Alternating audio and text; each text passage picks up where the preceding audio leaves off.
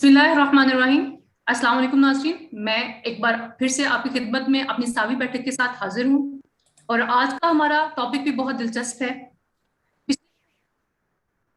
आज का हमारा टॉपिक भी बहुत दिलचस्प है और पिछले एक हफ्ते में हमने बहुत सारा डेटा इकट्ठा किया, बहुत सारे किसानों से बात हुई। और सबसे पहले मैं आप लोगों का शुक्रिया अदा करना चाहूंगी कि बहुत सारे लोगों ने हमारे इस सेशन को, प्रोग्राम को पसंद किया और इन्होंने डिमांड की कि हमें इस तरह के सेशन मिलते मिलते रहना चाहिए ताकि फार्मर के नॉलेज में इजाफा होता रहे और उसको पता चलता रहे कि मुस्तकबिल में उसे किस तरह अपनी फसलों को लेकर चलना है। नाज़रीन, पिछले एक हफ्ते में बहुत सारे किसानों के साथ बात हुई, उनके साथ उनके मसलों के ऊपर बात हुई और खास कर खादों के मसलों के ऊपर बात हुई कि खादों के हवाले से इनकी जमीनों में क्या मसले हैं, फसल के साथ क्या मसले हैं, दस्तयाबी के हवाले से क्या मसले हैं। तो बहुत सारे सवाल हमें देखने में मिले, हमने बहुत सारे लोगों से इंटरेक्ट किया। तो हम आज के सेशन में इंशाल्लाह पूरी कोशिश करेंगे कि अपने जो माहिरीन ज़राअत हैं उनसे मशवरा लेते हुए आप लोगों के मसलों के बेहतर से बेहतर हल पेश कर सकें। तो हमारे आज के मेहमान हैं डॉक्टर अब्दुल वकील साहब, जो कि यूनिवर्सिटी ऑफ एग्रीकल्चर फैसलाबाद में अपनी खिदमत सर अंजाम दे रहे हैं। दूसरे हमारे मेहमान हैं गुलजार शाहिद साहब, जो कि ज़राअत के महकमे में ही अपनी बहुत सारी खिदमत सर अंजाम दे रहे हैं। सर, हम आप दोनों मेहमानों को खुश आमदीद कहते हैं, आपके आने का बहुत शुक्रिया। नाज़रीन, हम शुरुआत करते हैं आज के प्रोग्राम की अपने सवालों के साथ और मैं उम्मीद करती हूँ कि इंशाल्लाह इन सवालों से हमारे फार्मर्स का, किसान भाइयों का बहुत सारा फायदा होगा और इंशाल्लाह इसके बाद वो अपनी फसलों को बेहतर तरीके से लेके चलेंगे। इसके साथ साथ अगर आपको कोई सवाल है तो आप हमारे मतलूबा नंबर पर उस सवाल को भेज सकते हैं।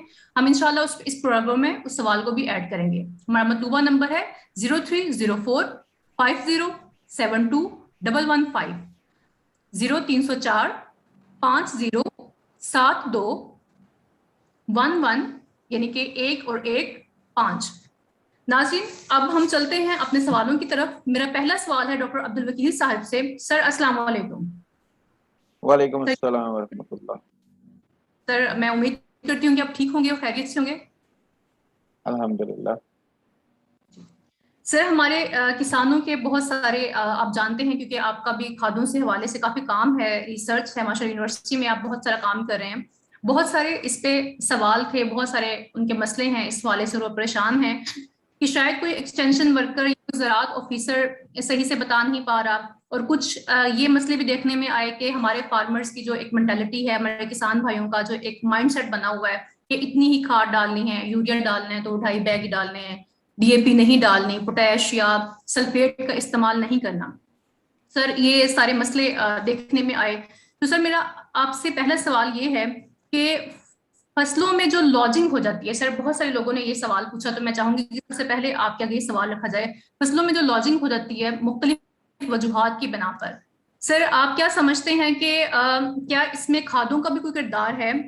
क्या हम खादों को बेहतर तरीके से डालकर इस लॉजिंग से बच सकते हैं? फसल का जो अगर मैं उर्फी आम में बोलूं ताकि हमारे किसान भाइयों के लिए आसानी रहे, जो फसल आपकी गिर जाती है नीचे, समटाइम कभी कभी ये बारिशों की वजह से भी इस तरह होता है, तो सर खादों का इसमें कितना किरदार है या नहीं है? जी, थैंक यू वेरी मच रिक्जा। ये बहुत ही अच्छा सवाल है और इस लिहाज से काफ़ी मसाइल भी हैं फार्मर्स को। खादों का इसमें बहुत ज़्यादा रोल है, इसकी जो लॉजिंग है उसके हवाले से। जब कोई भी वैरायटी बनती है तो उसमें ये चीज़ मलहूज़ खातर रखी जाती है कि क्या इसकी लॉजिंग होगी या ना होगी, तो फिर उसके जो वो करैक्टर हैं उनको रेगुलेट किया जाता है ताकि हम कोई ऐसी वैरायटी ना बनाएं जिससे लॉजिंग हो सके। तो उस वक्त तो इस चीज़ की केयर की जाती है।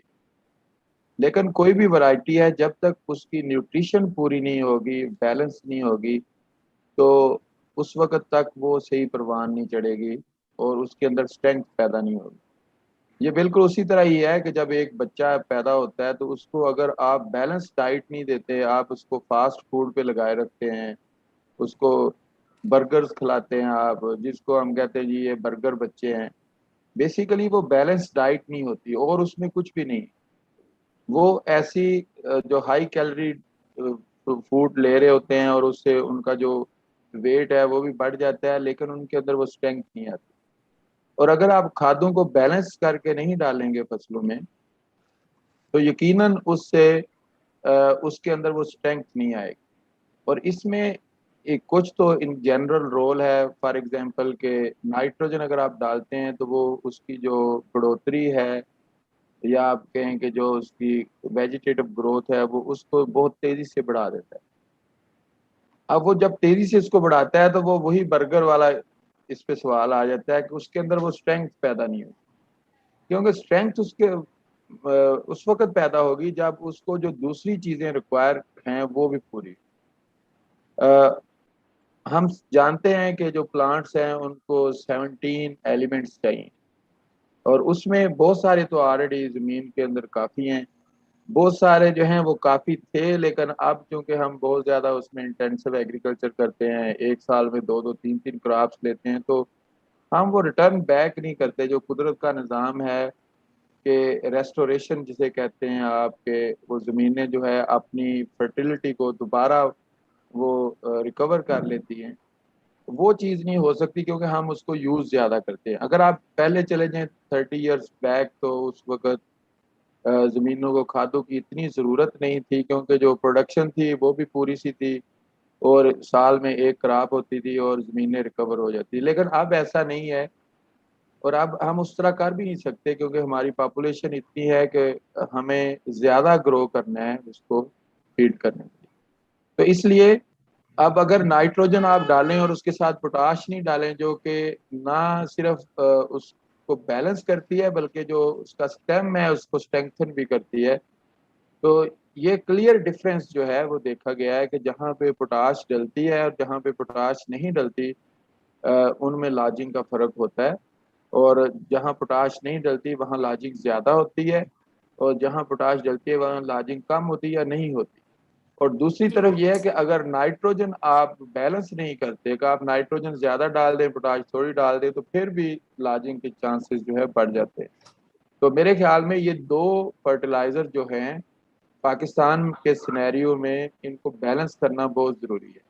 अब इसमें यह जी। है कि कहाँ पोटाश चाहिए ना नहीं चाहिए, वो एक अलग क्वेश्चन है, वो हम बाद में डिस्कस कर सकते सर आपने पोटाश की बात की और इसके साथ साथ हम सब ये जानते हैं कि हमारे किसान जो हैं माइक्रो न्यूट्रिएंट्स की तरफ नहीं आते, जिसमें जिंक बोरॉन और बाकी माइक्रो न्यूट्रिएंट्स हैं, वो उस यूरिया के ऊपर, या वो कम किसान हैं जो डीएपी डालते हैं। सर जैसा कि क्योंकि हम इस प्रोग्राम में सिर्फ मशावरती तौर पे बात करते हैं, हम इसमें प्राइसेस की कीमतों की बात नहीं कर सकते, दस्तयाबी की बात हमारे लिए मुश्किल है करना, क्योंकि इसमें अभी हमारा कोई किरदार नहीं है। आप जानते हैं कि बहुत सारे किसान जो है वो डीएपी इसलिए नहीं डालते कि उनका मानना है कि डीएपी बहुत महंगी है। और दूसरी बात ये कि अगर वो मिल भी जाती है तो बड़ा मुश्किल है उनके लिए। जो डोज हम बताते हैं, मिकदार रिकमेंड की जाती है, बताई जाती है कि आप इतनी मिकदार पर डालना, उतनी मिकदार पर वो नहीं डालते पहले। अब मुझे मैक्सिमम ज्यादातर किसानों से ये सुनने में आया कि उन्होंने कहा कि पहले तो मिलती ही नहीं है, अगर हम लेने चले जाते तो मिलते ही नहीं है। तो उससे पहले हमारे लिए मुश्किल है कि पहले खुद को ही कन्विंस करना, अपने को मनाना कि हम इतनी महंगी खाद डाल दें। सर अगर किसान डीएपी नहीं डालते अपनी जमीन में, ये बहुत अहम सवाल है, क्योंकि ज्यादातर किसानों के मुंह से मैंने यही बात सुनी कि डीएपी नहीं डालते, लेकिन हम सब जानते हैं कि डीएपी हमारी जमीनों के लिए कितनी जरूरी है। तो अगर वो डीएपी नहीं डाल ले तो इसका फसल को कितना नुकसान है। और दूसरा सवाल इससे मुंसलिक सर ये है कि अगर वो अफोर्ड नहीं कर पाते, वो नहीं ले सकते, क्योंकि इसकी कीमत तकरीबन 7,000 है, गवर्नमेंट ने 1,000 सब्सिडी दी, फिर भी इसकी कीमत 6,000 पर है। तो छोटे किसान जो है उनके लिए बड़ा मुश्किल है डीएपी को लेना, और उनका क्लेम है कि मिलती भी नहीं है। तो सर एक तो ये बताएं कि उनकी फसलों को कितना नुकसान होगा अगर वो डीएपी नहीं डालते। दूसरी बात ये कि अगर डीएपी अवेलेबल नहीं है तो इसकी जगह पे वो किस खाद का इस्तेमाल कर सकते हैं। हैं। जी, डीएपी, ये बात आपकी बिल्कुल सही है कि फार्मर जो है इस चीज़ को मानते हैं कि डीएपी की ज़रूरत है, और ये कन्विंस्ड है। ये पोटाश की तरह नहीं है कि बहुत सारे फार्मर्स इस चीज़ पे कन्विंस ही नहीं है कि पोटाश डालनी भी चाहिए, लेकिन डीएपी जो है उसके हवाले से कन्विंस्ड है, उन्हें पता है। लेकिन जब वो देखते हैं कि इतनी महंगी है, हमें इसका रिटर्न नहीं मिलेगा उतना, तो वो फिर नहीं डालते या वो कम डालते। तो इसमें अगर आप अल्टरनेट कहते हैं तो अल्टरनेट डीएपी का ट्रिपल सुपर फास्फेट है, अगर वो डालेंगे, लेकिन उसकी कास्ट भी कोई बहुत कम नहीं है, क्योंकि जब एक फर्टिलाइजर की, फास्फेटिक फर्टिलाइजर है, उसकी प्राइस बढ़ेगी और दूसरी की भी बढ़ेगी। अब इसमें या तो ये है कि फार्मर्स अपने जो एग्री ऑर्गेनिक मैटर है, जो उनके जो जो एनिमल्स हैं उनका गोबर वगैरह उसको ज्यादा डालें, अपनी जमीन की फर्टिलिटी को वैसे ही मेंटेन रखें।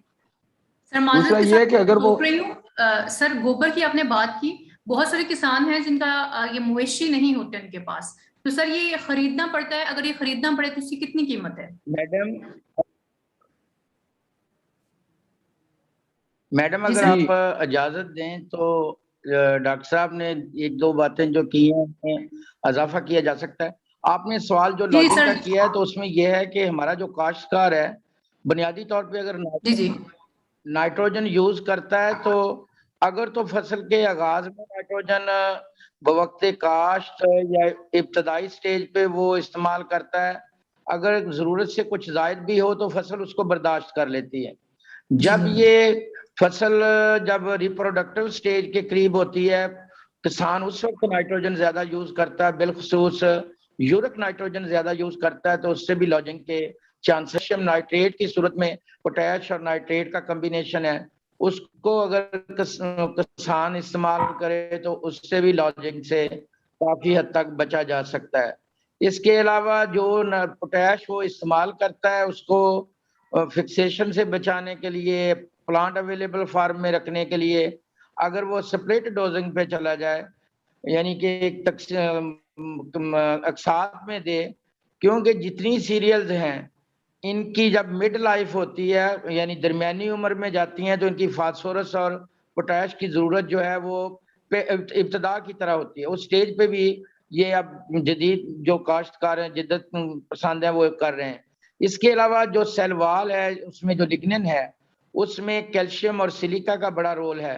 अगर हम कैल्शियम और सिलिका को साथ थोड़ी मिकदार में भी इस्तेमाल करें तो इससे भी ये लेटर स्टेजेस पे कर सकते हैं, इससे भी लॉजिंग जो है उसको इम्प्रूव कर सकते हैं। जहां तक सर मैं डीएपी की आपको बात है माजरत के साथ तो अब यहाँ हमें पे जो जी सर। सर देखिए, हमारे किसान भाइयों को तो ये फास्फोरस और सल्फेट जो बड़ी मतलब जरूरी खाते हैं वो भी नहीं पता, तो सर ये सिलिकॉन की तरफ वो किस तरह जाएंगे?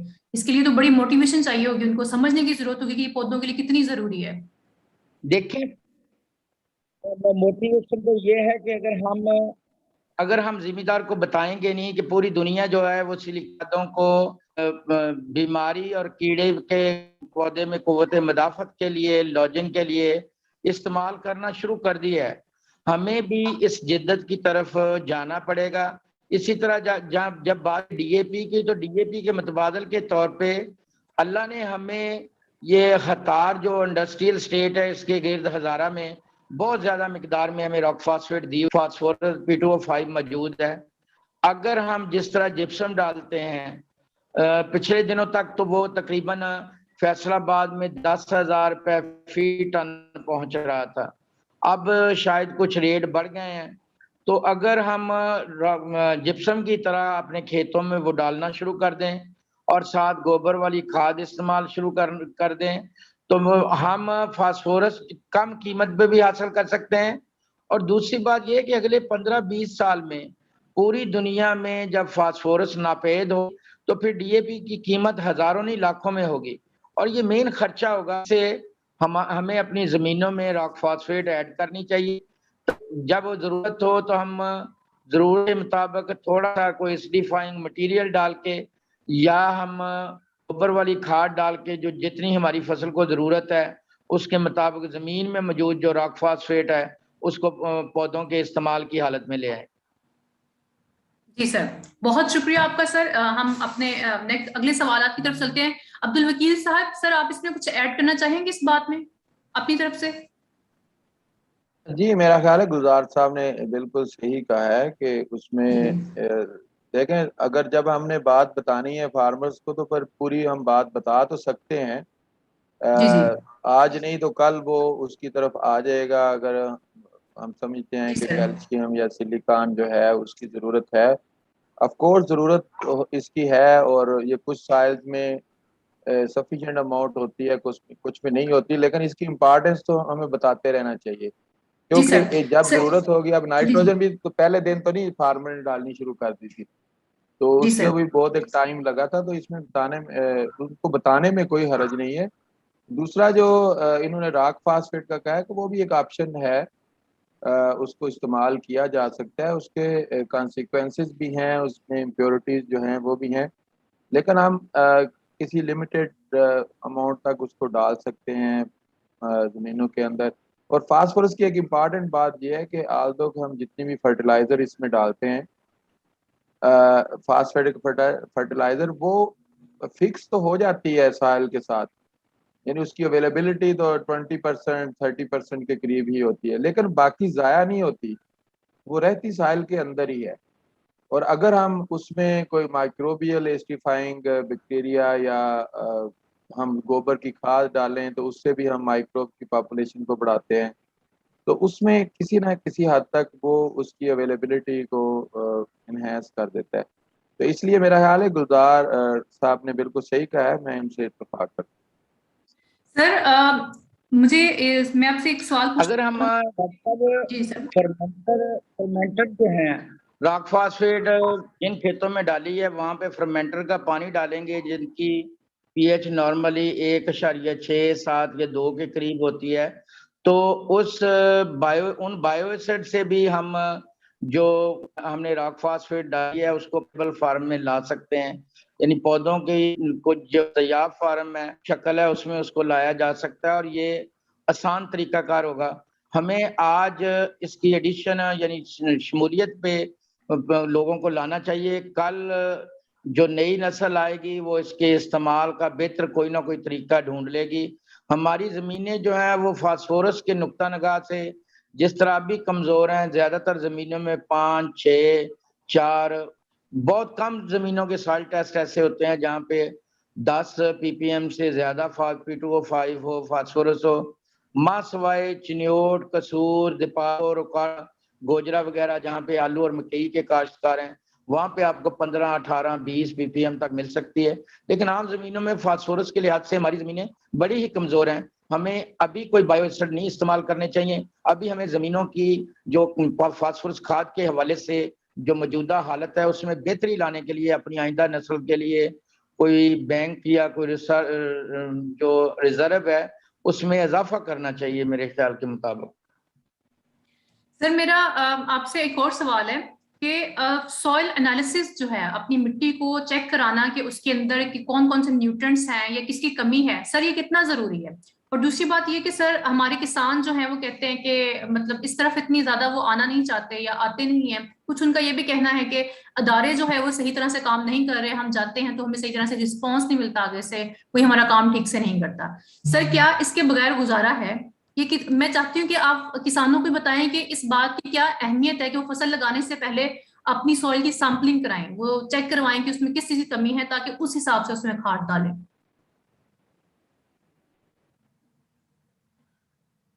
डॉक्टर साहब जी जी, मेरी बात आप तक आ रही है? आ रही है जी, आ रही अगर है। आप पसंद करें तो जो हमारे जो मौजूदा लेबॉर्ट्री में इसका तज्जिया है मैं इससे मुतफिक नहीं हूँ। मेरे ख्याल के मुताबिक जितने भी हमारे ज़मीन के अंदर मुस्बत वैलेंसी वाले, मनफी वैलेंसी वाले कैटायन एनायन हैं, उनका अगर पता चल जाए, उनकी परसेंटेज का पता चल जाए, जो डोमिनेंट आयन इफेक्ट है उस नुक्ता निगाह से हमारी ज़मीन में की बफरिंग कैपेसिटी कैसी है, वहाँ पे कैटायन एनायन एक्सचेंज है उसकी कैपेसिटी कैसी है, उसमें चिकनी मिट्टी के ज़रात कैसे हैं, उसका टेक्सचर वगैरह, ये सारी चीज़ों को कोरिलेट करके फिर ही हम किसी नतीजे में पहुंच सकते हैं कि वहाँ उसके अंदर मौजूद जो न्यूट्रिएंट हैं क्या वो प्लांट अवेलेबल फार्म में भी हैं या वो ऐसी किसी मजबूत बॉन्डिंग में जुड़े हुए हैं या उनके साथ कोई और उनका जो मुखालफ है कैटायन या एनायन वो इतनी ज्यादा मिकदार में है कि उसकी जो आसानी से पौधों को दस्तयाबी है उसमें रुकावट पैदा कर रहा है। तो उस वक्त तक हम जमीनी तज्जिए को बुनियाद बना के खादों की जो है किसी भी किस्म का तनासब उसको नहीं बना सकते। मेरा ख्याल तो ये है, ज्यादा बेहतर राय आप दे सकते हैं सर। सर हमारे साथ साहब है, मैं चाहूंगी कि उनका सवाल भी साथ में लिया जाए। जाकिर साहब आप करेंगे अपना माइक जो है वो अनम्यूट करें और जरूर पूछें, आप जो सवाल पूछना चाहते हैं। Thank you, madam ji. Thank you, and very good session, good discussion is going on. Thank you for inviting me. मैं एक्चुअली जाकिर मेरा नाम है, मैं डायरेक्टर हूँ पंजाब इरिगेशन डिपार्टमेंट में। तो मैं ग्राउंड वाटर प्रोफेशनल हूँ। तो इस हिसाब से डॉक्टर साहब और माशाल्लाह बड़े एक्सपर्ट लोग बैठे हैं। तो मेरी एक सजेशन, एक रिकमेंडेशन ये है कि जो फर्टिलाइजर हम इस्तेमाल करते हैं ना जी, जो एक्सेसिव क्वांटिटी में इस्तेमाल करते हैं फर्टिलाइजर, वो फिर जब ऊपर से हम फ्लड इरिगेशन करते हैं तो वो लीच डाउन होके ग्राउंड वाटर में जाती है। और excessive fertilizers and pesticides have been identified as one of the cause of contamination of our aquifer, which is our future for our generation. तो इसमें मेरी एक सजेशन, ये रिक्वेस्ट ये थी कि किस तरीके से हम फार्मर्स को हम बता सकें, उनको अवेयरनेस दे सकें, कैपेसिटी बिल्ड कर सकें कि कितनी खाद इस्तेमाल करनी है और कब करनी है और कौन सी करनी है। एक तो ये मेरी रिकमेंडेशन है, how it can be implemented. Second ये है कि हमें कोई इस तरह की कोई इजाद करनी चाहिए कि बायो फर्टिलाइजर या इस तरह की जो हों, जो जिनको पौधे अब्जॉर्ब कर लें और वो कंटेमिनेशन का सबब ना बने। तो ये हमारी लैंड एंड वाटर की डिग्रेडेशन की वन ऑफ द काज जो है ये एक्सेसिव फर्टिलाइजर और पेस्टिसाइड आइडेंटिफाई हुई है। इनको हम कैसे कंट्रोल कर सकते हैं? Thank you. जी सर। मैं इसमें ये कहना चाहूंगा सर कि सबसे पहली बात तो ये है कि हमें जमीन की के टेक्सचर को देखना होगा। रेतली है, रेतली मेरा जमीन है तो वहां पे हमें मैक्सिमम जो है स्प्लिट डोजिंग यानी ज्यादा उसकी किस्तें खाद की बनाना पड़ेंगी। सेकेंडली फर्टिगेशन जब भी हम करते हैं, फ्लड इरिगेशन करते हैं, तो उसमें बुनियादी शर्त ये होती है कि आपकी जड़ों की बनावट मुकम्मल हो चुकी हो।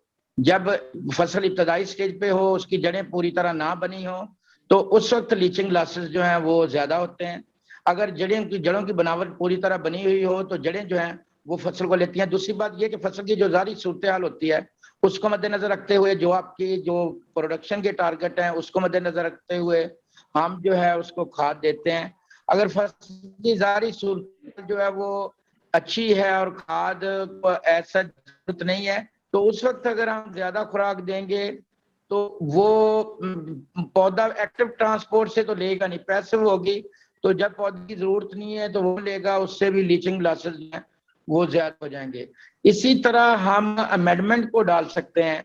लिग्नाइट, लिनोर्डाइट जो हमारे कोयले की जितनी भी ओवर क्रॉप है ये मौजूद है, जो कि ह्यूमिक एसिड बनाने वाली इंडस्ट्री यूज कर रही है। बेसिकली जितने भी ह्यूमेट्स हैं ये 60 से ज्यादा मेटल एलिमेंट्स को चिलेट करने की सलाहियत रखते हैं, plus water holding capacity, cation anion exchange capacity को इम्प्रूव करते हैं, सॉइल माइक्रोफ्लोरा को इम्प्रूव करते हैं। यानी कि जमीन के अंदर ये मुस्तकिल जो है हयाती मादा ऐड कर सकते हैं। ये मिलियंस ईयर्स की बायोडिग्रेडेशन के बाद फाइनल प्रोडक्ट होते हैं। जो हम गोबर वाली खाद डालते हैं, आज 10 ट्राली डाल भी दें तो हमारा टेम्परेचर ऐसा है कि उसमें से चंद साल के बाद कुछ भी नहीं बचता।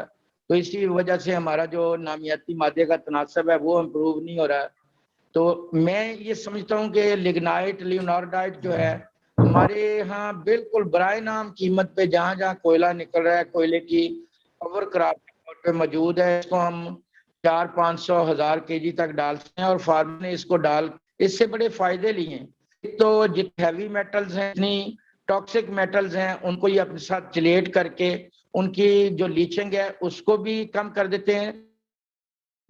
सेकेंडली ऐसी जमीनें जहाँ पे टॉक्सिक मेटल के जर्मिनेशन में प्रॉब्लम है, तो उन टॉक्सिक मेटल्स को भी चिलेट करके उन जमीनों को ये जर्मिएबल बना देती हैं, यानी वहां से भी हम फसल ले सकते हैं।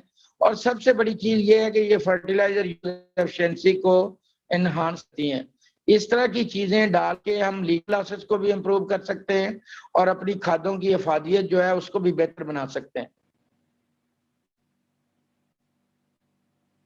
सर आपका बहुत शुक्रिया।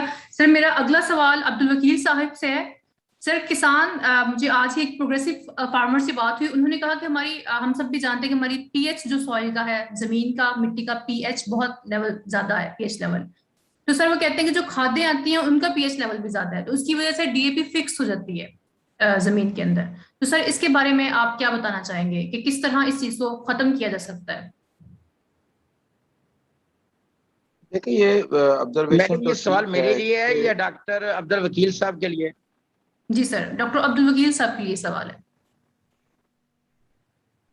जी ये बिल्कुल जी फार्मर्स की जो ऑब्जर्वेशन है वो ठीक है कि हमारी जो सॉइल्स हैं बेसिकली उनकी पीएच हाई ही है, और जो फर्टिलाइज़र हैं डीएपी वगैरह इनकी पीएच जो है वो भी हायर साइड पे ही होती है। तो ऐसी सूरत में जिन खादों में सल्फेट हो अगर हम उनको यूज़ कर लें तो वो रिलेटिवली बेटर है उन ऐसी ज़मीनों के लिए।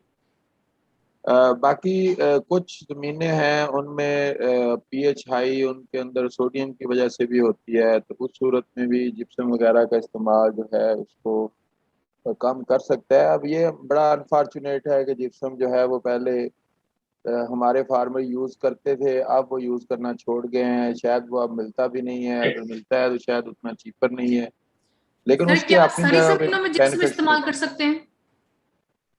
जी जिप्सम जो है बेसिकली ये आपकी सॉइल की कंडीशनिंग है, तो ये हर क्रॉप के लिए इसको डाला जा सकता है, इसमें कोई ऐसी कबाहत नहीं है।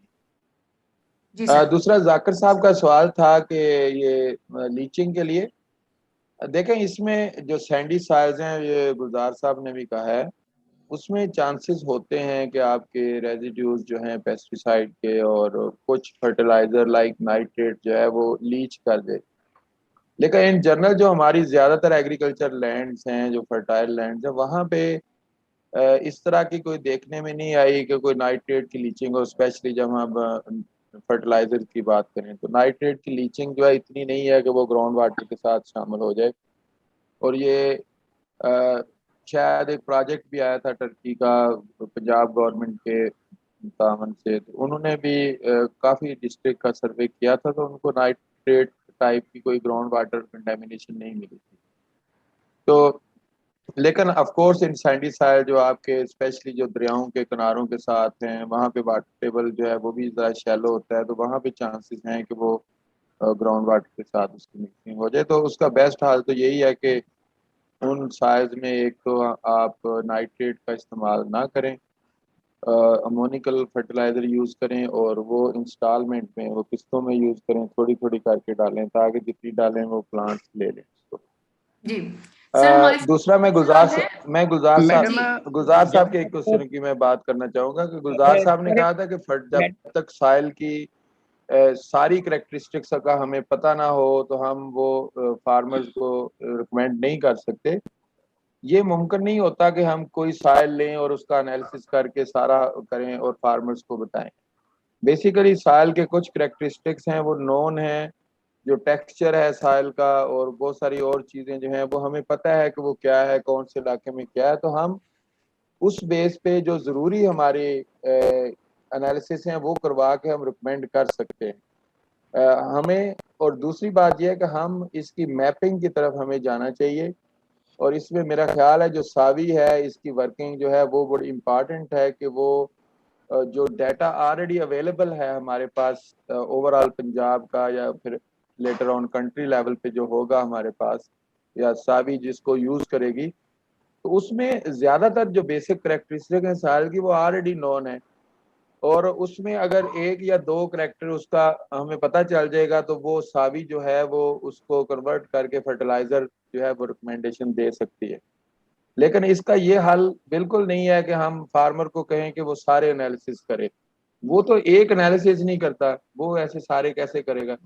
तो इसलिए इसमें ये जिद्दत जो है सावी जैसा काम जो है यही इसका एक हल है, और इससे फार्मर्स को जो है बड़ी क्विक, और इवन अगर हम थोड़ी सी वर्किंग और कर लें तो फार्मर्स के साइल एनालिसिस की ज़रूरत ही नहीं है, क्योंकि नाइट्रोजन हर जगह पे डेफिशिएंट है, फास्फोरस जो है वो भी तकरीबन हर जगह पे डेफिशिएंट है, और अगर कहीं थोड़ी बहुत है भी तो वो भी बिल्कुल मार्जिन के ऊपर ही है, और पोटाशियम जो है उसका भी हमें पता है कि वो कौन कौन से इलाकों में जो है वो डेफिशिएंट है।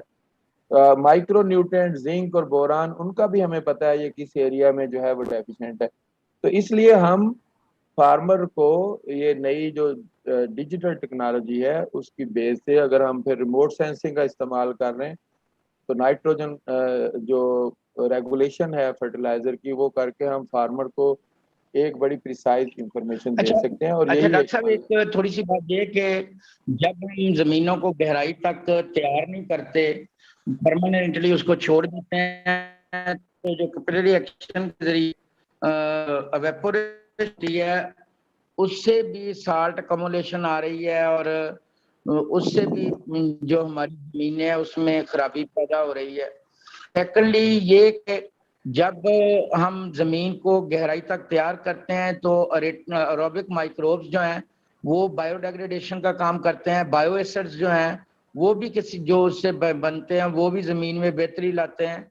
आमतौर पे जमीन में जब हाई पीएच जमीन में हम डीएपी इस्तेमाल करते हैं तो नो डाउट जब वो जमीन जो है वो वतर कंडीशन में आती है का मालिक्यूल जो NH4 है उसकी ऑक्सीडेशन होती है तो वो 4 हाइड्रोजन आयन जो है वो रिलीज करता है। हर NH4 से अगर डाइमोनियम है तो उससे एक मालिक्यूल से 8 हाइड्रोजन आयन जो है वो रिलीज होते हैं।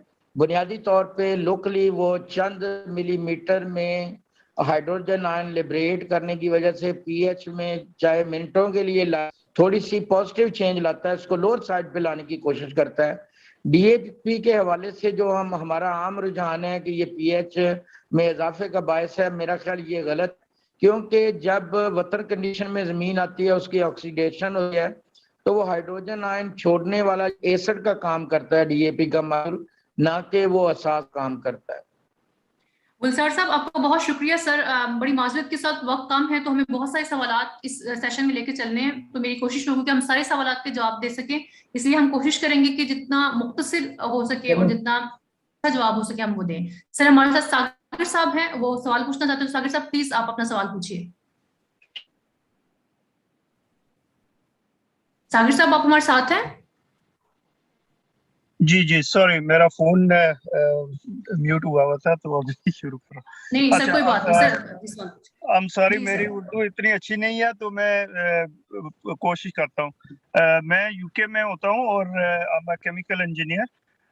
हम जी, यहाँ पे एक काम कर रहे हैं नेट जीरो बेसिस पे एग्रीकल्चर को कैसे जो है कार्बन नेगेटिव बनाया जाए, और उसमें एक टूल इस्तेमाल कर रहे हैं जिसको बायोचार बोलते हैं, जो बेसिकली ऑर्गेनिक मैटर को पायरोलिसिस के जरिए बना के हम यूज कर रहे हैं। और इसमें ऑस्ट्रेलिया, चाइना, जर्मनी और ऑब्वियसली अमेरिका, इंडिया वगैरह बहुत इस पे काम कर रहे हैं।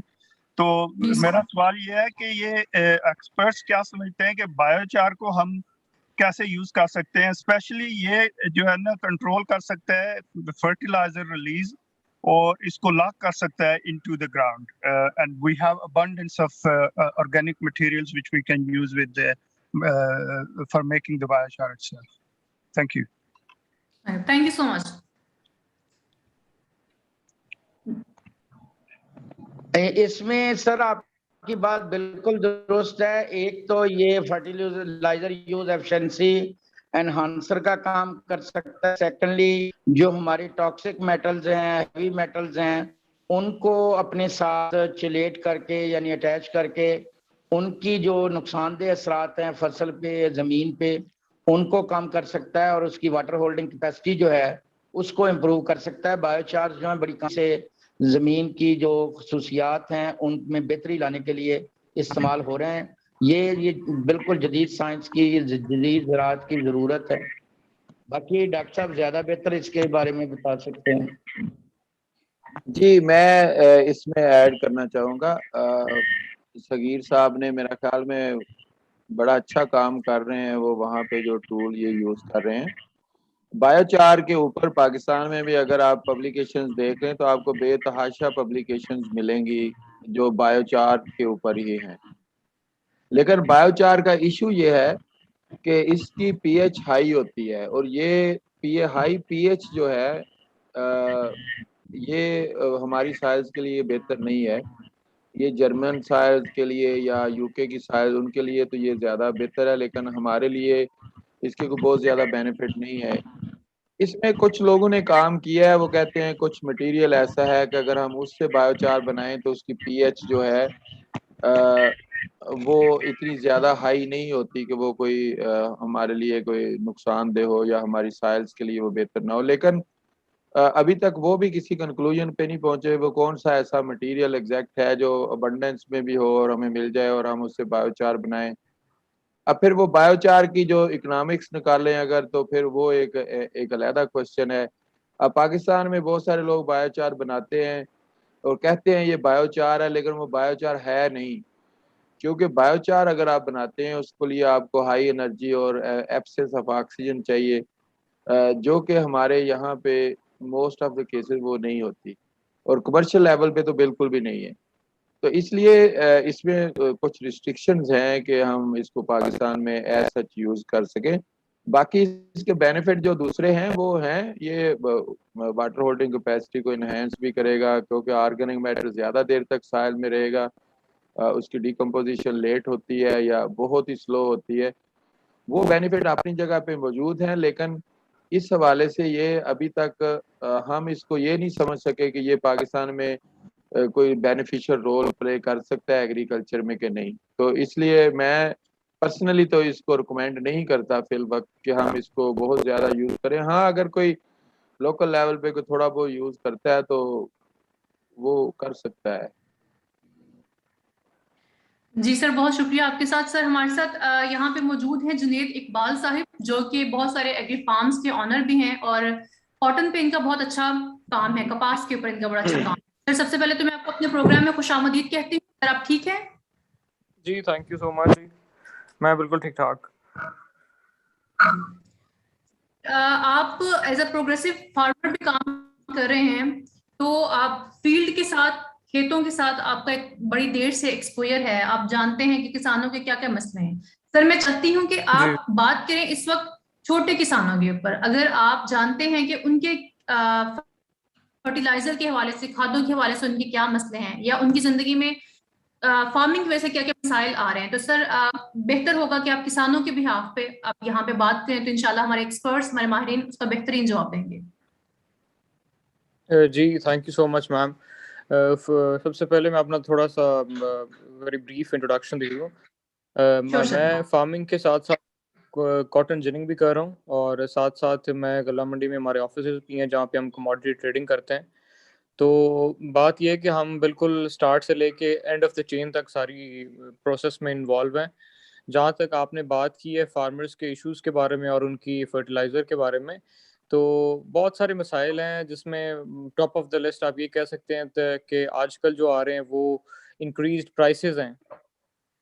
फार्मर्स अफोर्ड नहीं कर पा रहे हैं, जो फास्फोरस के जितने भी आपके पास सोर्सेज हैं उनकी प्राइसेस बहुत ज़्यादा बूस्ट कर गई हैं, जिनकी वजह से उनके लिए बहुत मुश्किलात हो रही हैं जी। दूसरी बात ये है कि जो मार्केट में इस टाइम क्रेडिट परसेंटेज चल रही है, अगर फॉर एग्जांपल किसी के पास इन हैंड कैश नहीं है और वो क्रेडिट पे जाना चाह रहा है, तो that is way too much.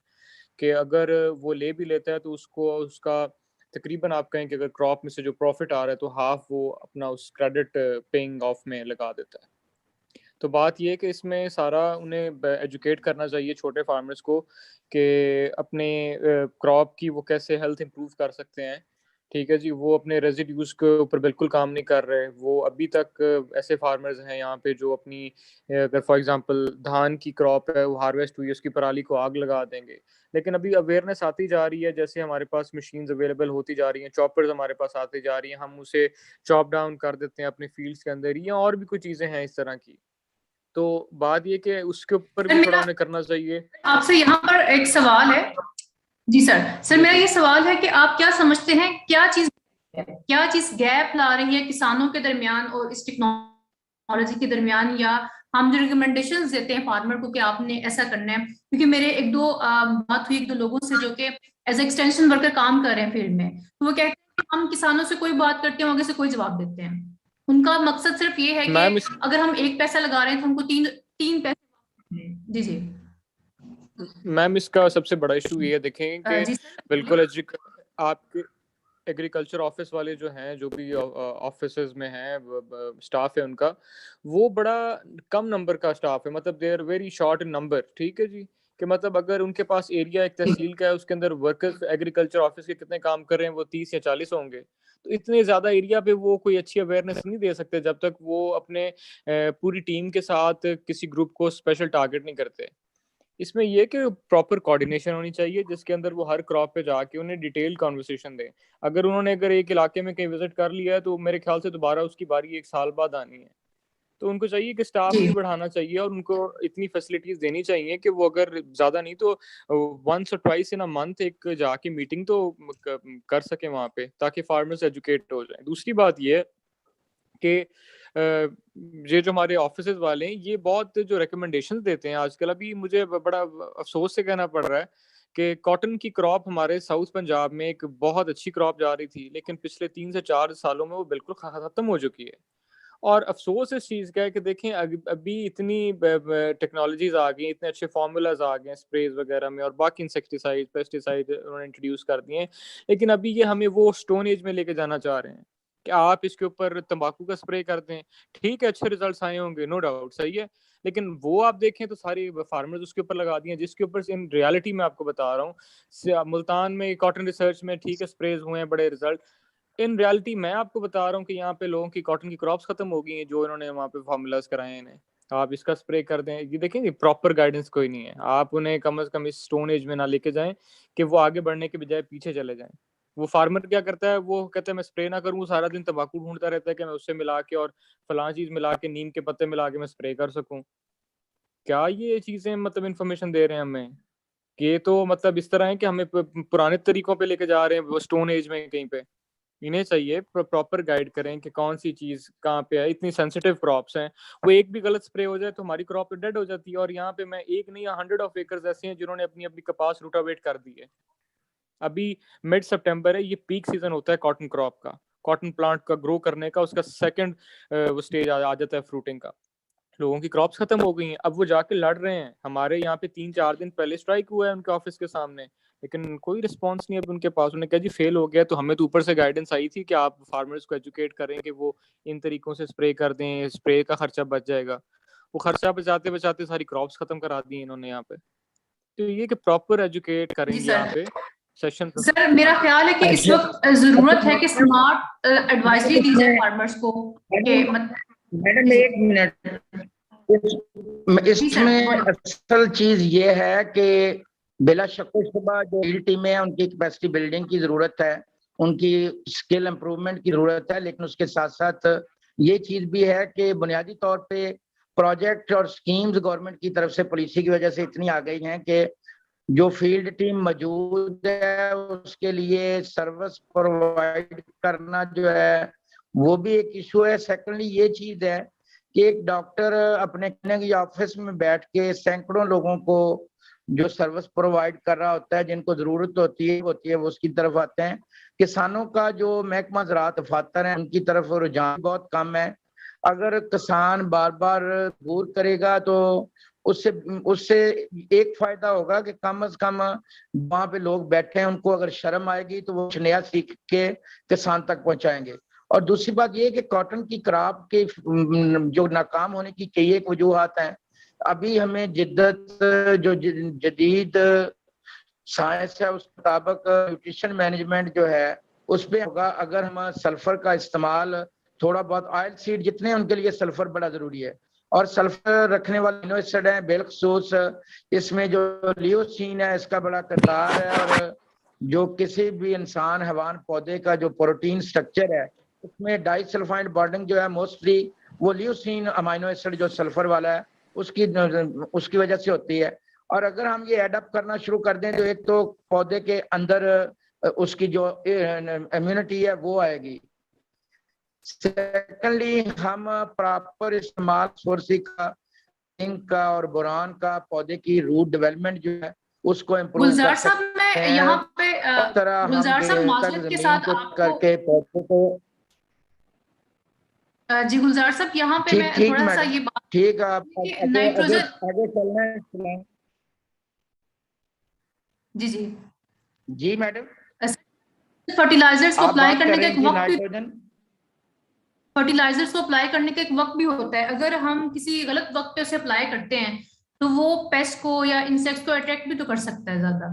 मतलब एक प्रॉपर वक्त है उनको अप्लाई करने का। देखिए नाइट्रोजन मेरी बात सुने, नाइट्रोजन को सिर्फ नाइट्रोजन के तौर पे ना लें, ये यूरिक नाइट्रोजन है NH2 की सूरत में, NO3 की सूरत में, NH4 की सूरत में। उसके बाद फिर इसका कॉम्बिनेशन बड़ा अकाउंट फॉर करता है। आप पोटाशियम नाइट्रेट की सूरत में नाइट्रोजन को आप किसी भी स्टेज पे क्रॉप के इस्तेमाल कर रहे हैं, वो इंसेक्ट डिजीज को बिल्कुल अट्रैक्ट नहीं करते, उसकी क्रॉप पे हमेशा पॉजिटिव इम्पैक्ट आता है। इस तरह जब भी आप नाइट्रोजन इस्तेमाल करते हैं तो उसमें कॉम्बिनेशन रखें कि एटलीस्ट उसमें 30-40% जो है वो नाइट्रेट और अमोनिकल नाइट्रोजन हो। यूरिक नाइट्रोजन जो है उसका इस्तेमाल जब पेस्ट प्रेशर हो उस वक्त ज्यादा ना करें। यूरिक नाइट्रोजन जो है वो सक्यूलेंस लाती है। अगर उसी के साथ हम पोटाश इस्तेमाल कर लें, सल्फर इस्तेमाल कर लें, NKS जो नाइट्रोजन पोटैश और सल्फर के कॉम्बिनेशन है वो पूरी दुनिया में रेजिस्टेंस को या इम्यूनिटी को एनहांस करने के लिए यूज हो रहे हैं। हम NKS की सूरत में अगर नाइट्रोजन पोटैश सल्फर तीनों कॉम्बिनेशन में यूज करेंगे तो इससे क्रॉप में सक्यूलेंस नहीं आएगी। क्रॉप जो है वो डिजीज और इंसेक्ट के लिए इतनी आसान नहीं होगी कि उस पर अटैक कर सके। जी सर। सर आपका बहुत शुक्रिया, आपने बड़े अच्छे से इस बात को डिस्क्राइब किया। जुनैद साहब, आप समझते हैं कि क्या फार्मर की तरफ से, किसानों की तरफ से भी कोई मसला है?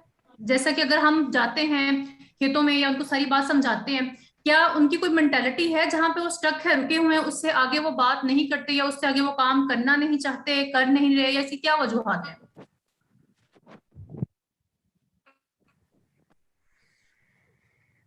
जुनैद साहब, आप हमारे साथ हैं? मेरे ख्याल में उनका इंटरनेट इशू है जुनैद साहब का। सर, हम अपने अगले सवाल की तरफ चलते हैं। इससे पहले डॉक्टर खालिद साहब थे यहाँ पे, उन्होंने हाथ उठाया हुआ था। सर, आप अपना सवाल पूछ सकते हैं। थैंक यू रिक्ता, बड़ी बहुत अच्छी डिस्कशन हो रही है, मैं इसको सुन रहा हूँ और बहुत मेहरबानी माशाल्लाह एक्सपर्ट्स की जो बड़े आसानी से इसको बता रहे हैं। जिस चीज़ को मैं थोड़ा सा ये समझने की कोशिश कर रहा था और भी कि ज़मीन को, मतलब हर ज़मीन की अपनी उसकी प्रॉपर्टीज़ या उसकी किस्म मुख्तलिफ है, तो ज़िम्मेदार को ये कब पता चले कि इसकी जब फसल लगी हुई है उसके किस टाइम पे उसने जो है फर्टिलाइजर अप्लाई करनी है। थोड़ा सा बीच में डॉक्टर गुलजार साहब ने स्प्लिटिंग का जिक्र किया था, तो उसमें थोड़ा सा ये बताएंगे कि चूँकि काफ़ी सारा नुकसान हो रहा होता है, ज़िम्मेदार को इस चीज़ का पता नहीं है कि वो एक ऐसी अगर खाद इस्तेमाल कर रहा है लेकिन वो पौधे तक नहीं पहुँच रही, वो ज़ाया हो रही है। तो कोई मैं ये सुनना पसंद चाह रहा हूँ कि मैं डॉक्टर वकील साहब हमें बताएं कि कितने % लॉस हो रहा है, कौन सी फर्टिलाइजर का कितना हो रहा है, और इसको ताकि जिम्मेदार अपने पैसों की टर्म में देख सकें। जी प्लीज, थैंक यू, बहुत शुक्रिया डॉक्टर। Thank you sir. जी thank you very much doctor साहब। देखें कोई भी चीज जब आप वो ना तो यकीनन उसका लॉस होता है। अब वो लॉस को हम क्वांटिफाई इन जनरल तो नहीं कर सकते, लेकिन अगर आप नाइट्रोजन का देखें ओवरऑल जो हमारे एवरेज जो है वो 50 से 60% मैक्सिमम हमारी जो है वो रिकवरी उसकी एफिशिएंसी है, और बाकी सारी जो है वो ज़ाया हो रही है। तो इस जो लॉस है जो फर्टिलाइजर का, कि नाइट्रोजन हम डाल रहे हैं और हम 50% उसकी रिकवरी ले रहे हैं और बाकी ज़ाया हो रही है, तो उसको कम करना चाहिए। अब उसको कम करने के क्या है कि आप एक तो है कि फर्टिलाइजर को स्प्लिट में डालें। अब कब डालें? जब उसकी ज़रूरत हो। अब ज़रूरत के लिए एक तो जनरल फार्मूला है कि जी आप सोइंग में डाल दें, आप टिलरिंग के वक्त डाल दें, आप बूटिंग के वक्त डाल दें। तो ये इतना प्रिसाइज नहीं है, आल दो कि आप यकमुश्त डालने से तो बेहतर है ऑफ कोर्स, लेकिन मेरे ख्याल में इससे ज़्यादा की ज़रूरत है कि बाज़ जो ज़मीनें हैं वो रिलेटिवली बेटर होती हैं, उसमें ये जनरल फार्मूला नहीं यूज़ किया जा सकता, और बाज़ जो है बहुत ज़्यादा वीक होती हैं, वहाँ पे भी नहीं ये यूज़ हो सकता। तो इसलिए एटलीस्ट जो ये कलर चार्ट है जो नाइट्रोजन के हवाले से, ये बहुत अर्सा पहले इंट्रोड्यूस हुआ था, लेकिन इसको हम फार्मर्स तक कम्युनिकेट नहीं कर सके। उसकी रीज़न क्या है? रीज़न बेतहाशा है। हमारा एक्सटेंशन डिपार्टमेंट जो है वो ना तो वो सफिशिएंट है, ना वो एक्टिव है, और ना ही वो अप टू डेट है। तो इसलिए और इसमें ये नहीं कि उन लोगों का कसूर है, गवर्नमेंट की भी उनके ऊपर तवज्जो नहीं है, उनको दूसरी साइड पे लगाया हुआ है। अब अगर वो, मैं खुद भी इसके ऊपर मैंने काफी डिस्कशन किए हैं कि जो एग्रीकल्चर एक्सटेंशन के लोग हैं उनको क्यों आप मंडियों में भेजते हैं। वो कहते हैं जी वो करते ही कुछ नहीं है, फिर फारग बैठे हैं, हम दूसरी तरफ भेज देते हैं उनको। तो मैं समझता हूँ कि ये दूसरी तरफ, दोनों तरफ से कुछ ना कुछ इश्यूज हैं। गुलजार साहब कह रहे थे कि वो डॉक्टर के पास लोग जाते हैं, एग्रीकल्चर दफ्तर के पास नहीं आते।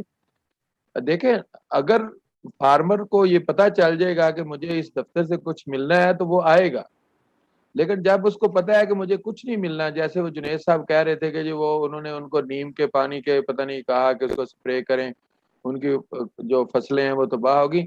अब ये जो इवेंट है एक, इसमें कितने % सदाकत है उसको आप एक साइड पे रखते हैं, लेकिन ये जो इवेंट हुआ है इसकी शुनीद जो है ये अगले 10-15 साल तक फार्मर्स के जो सीने के अंदर दफन हो जानी है या बैठ जानी है।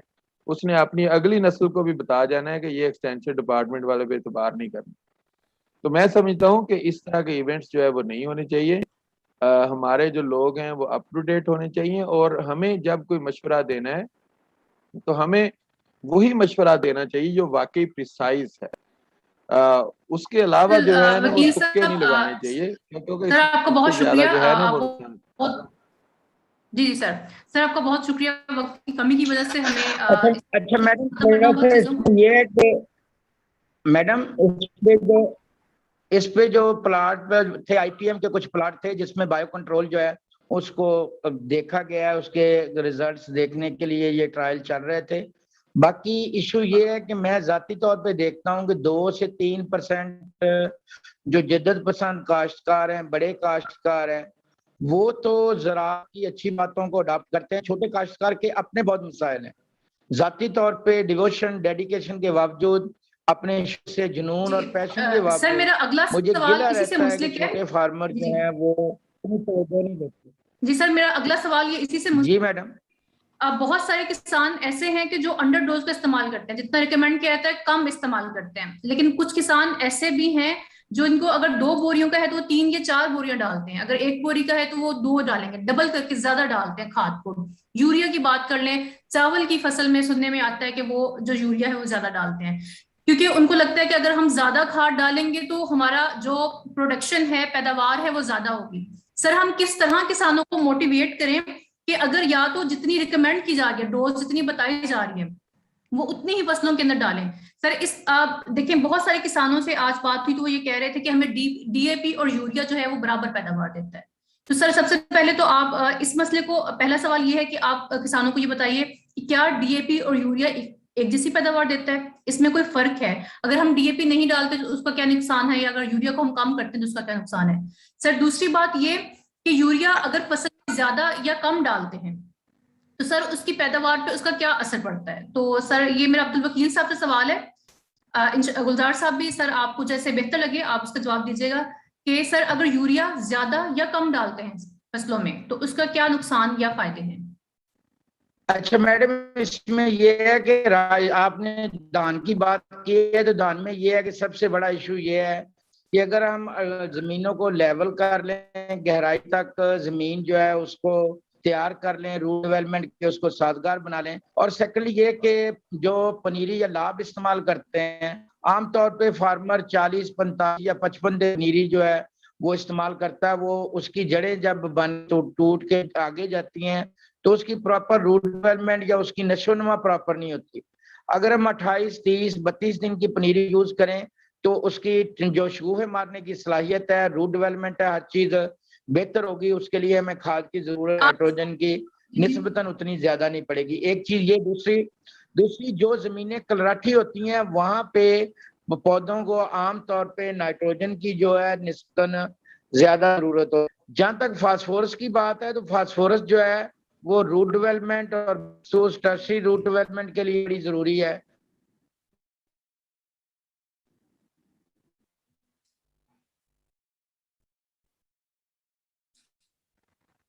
जी सर। सर अब्दुल वकील साहब हमारे साथ हैं? जी जी मैं सुन रहा हूँ। जी सर, आप इसके बारे में क्या राय रखते हैं कि अगर किसान जो है वो फसल में ज्यादा खाद डालता है तो तो उसको लगता है कि पैदावार ज्यादा होगी, तो इसके बारे में आप कैसे, क्या किसानों को मशवरा देना चाहेंगे? देखिए, इसके ऊपर हम पहले भी बात कर चुके हैं कि खाद ज्यादा डालना इशू नहीं है, खाद बैलेंस डालना जो है वो इशू है, कि उसको हमें रिकमेंड करना चाहिए, उसका बेनिफिट उठाना चाहिए। अब अगर फार्मर जो है उसको डीएपी महंगी मिल रही है, वो कहता नहीं जी मैं यूरिया का एक बैग और डाल दूं, तो वो उसको नुकसान देगा, उसके पैसे भी ज़ाया होंगे और उसकी एनवायरनमेंट के हवाले से इसकी लॉसेस भी ज़्यादा होंगे। और अगर वो जो जो क्रॉप है उसकी स्ट्रेंथ भी उतनी नहीं होगी, और वो जो है उसकी लॉजिंग भी हो जाएगी, उसके ऊपर उसको अगर फास्फोरस नहीं मिलेगी, उसकी फ्रूटिंग उतनी नहीं होगी। आपने बहुत दफा सुना होगा, वो कहते हैं जी प्रिडिक्शन होती है जी बम्पर क्रॉप होगी वीट की, क्योंकि उसकी वेजिटेटिव ग्रोथ से लग रहा है कि बहुत अच्छी क्रॉप है, लेकिन उसके अंदर दाना ही नहीं पड़ता। अब उसमें क्लाइमेटिक रीजंस भी हैं, लेकिन उसमें ये रीजन भी है कि आपकी फर्टिलाइजर जो है वो बैलेंस नहीं है। तो इसलिए मैं समझता हूँ कि सिर्फ नाइट्रोजन ज्यादा डालने का कोई बेनिफिट नहीं है, उसका नुकसान है। हमें बैलेंस की तरफ जाना चाहिए। अगर हमें फास्फोरस नहीं मिल रही, महंगी मिल रही है, तो हम उसको चलो ना डालें, लेकिन को नहीं बढ़ाना चाहिए, उसका नुकसान ही होगा। तो सर फास्फोरस की जगह फिर जो सिलिकॉन औजार साहब ने बोला उसका इस्तेमाल किया जाए। एक बार मैं चाहती हूँ कि आप ये सवाल दोबारा से जवाब हमें दे दें, ताकि हमारे किसान भाइयों को ये बात क्लियर हो देखिए जाए कि अगर फास्फोरस खाद नहीं मिलती तो उसके मुतबादिल क्या है। देखिए ये जी सर। गुलजार साहब ने ये बिल्कुल भी नहीं कहा, गुलजार साहब ने ये बिल्कुल भी नहीं कहा कि फास्फोरस की जगह सिलिकॉन डालें। उन्होंने वैसे सिलिकॉन का कहा है कि सिलिकॉन अगर डालें तो पौधा जो है उसके अंदर स्ट्रेंथ आती है। तो ये फास्फोरस का जी जी। अल्टरनेट नहीं है। फास्फोरस का अल्टरनेट उन्होंने ये मेंशन किया था कि जैसे मैंने बताया था कि ट्रिपल सुपर फास्फेट है वो डाल लें, लेकिन उसकी प्राइस भी तकरीबन सेम ही है। फिर रॉक फास्फेट है, रॉक फास्फेट जो है वो सस्ता तो ज़रूर है, लेकिन उसकी फौरी अवेलेबिलिटी नहीं है, उसकी अवेलेबिलिटी फास्फोरस की बहुत कम होती है। लेकिन अगर आपके पास कोई और सोर्स नहीं है तो आप एटलीस्ट रॉक फास्फोरस डाल सकते हैं। लेकिन उसको टनों के हिसाब से डालना मैं समझता हूँ कि वो मुनासिब नहीं है, क्योंकि उसके अंदर बहुत सारी इम्प्योरिटीज भी होती हैं, हैवी मेटल्स भी होती हैं, वो उसके लॉन्ग टर्म जो इफेक्ट्स हैं वो बेनिफिशियल नहीं है। लेकिन हम किसी हद तक रॉक फास्फोरस को डाल सकते हैं, सिर्फ उसकी लो प्राइस होने की वजह से। सर मेरा एक आपसे अहम सवाल ये है, बहुत सारे लोग इसके जी बारे में जानना चाहते हैं। किसान जो छट्टा इस्तेमाल करते हैं खादों को फसलों में डालने के लिए, छट्टे का ही इस्तेमाल करते हैं, तो सर अब तो टॉप ड्रेसिंग है, साइड ड्रेसिंग है, फर्टिगेशन है, बड़े जदीद जदीद तरीके आ गए हैं। तो सर आप किसानों को इसके बारे में भी बताएं कि अगर वो अपना एप्लीकेशन मेथड चेंज कर लेते हैं, बदल लेते हैं, तो उनको कितना फायदा होगा, और ज्यादातर कौन सा मेथड इस्तेमाल करना चाहिए खादों के लिए। देखिए, जो साइड ड्रेसिंग है, ऑफ कोर्स जो पहला आपका क्वेश्चन है कि जो अगर हम ब्रॉडकास्ट करते हैं, छट्टा करते हैं, तो उससे फर्टिलाइजर कोई भी है उसकी एफिशिएंसी पूरी नहीं है। वो आपकी फास्फोरस की फर्टिलाइजर हो या आपकी नाइट्रोजन की हो, उसकी वो एफिशिएंसी नहीं है। लेकिन इशू यहाँ पे है कि फार्मर्स को हम अल्टरनेट क्या दे रहे हैं। कई साल पहले, आप डेकेड्स पहले ये रिकमेंडेशन आई थी कि आप साइड ड्रेसिंग करें फास्फेटिक फर्टिलाइजर की।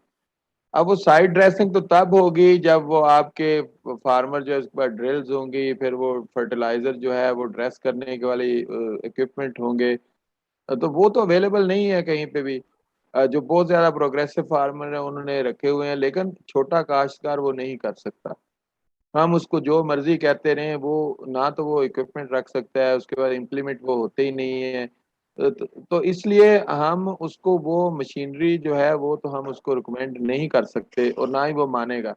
लेकिन उसकी इफादियत हम उसको बता सकते हैं। उसमें बेहतर यही है कि अगर वो ब्रॉडकास्ट इसने करना है तो उसको स्प्लिट में एटलीस्ट कर ले, फिर उसको बैलेंस करके डाल ले। और उसकी स्प्लिट अगर 3 है तो 4 कर ले, 4 है तो 5 कर ले, क्योंकि छोटा फार्मर जो है उसको फिर अपनी जो फिजिकल जो लेबर है वो ज्यादा उसका इस्तेमाल करना पड़ेगा, क्योंकि उसके पास मशीनरी नहीं है। तो इस लिहाज से वो किसी हद तक जो है वो इसके ऊपर काबू पा सकता है। अगर इसमें कोई गुलजार साहब ऐड करना चाहें तो वो कर सकते हैं।